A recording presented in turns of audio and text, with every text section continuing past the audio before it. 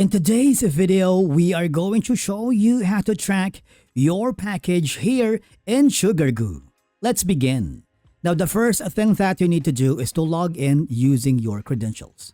After that, I want you to hover to your profile icon where you can find the settings. Because here, all I have to do is hover to the left side area of the navigation and hover to your orders. Now here, you will see the list of any submitted or shipped parcels. Click the parcel or the order that you want to track because this will open your parcel details including the weight, shipping line, and declared value. Now, the detail page contains the tracking number. Sugargoo automatically generates it after your parcel is shipped because this is usually located under the logistics info or tracking number. I want you to copy that if you wanted, and then go to some websites like 17track.net or parcelapps.com. From here, type in or paste your tracking number and click the track option.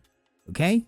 You can also do the same thing in global package tracking. Type in the tracking number and click the track package. And basically, that's how you track your package here in Sugargoo.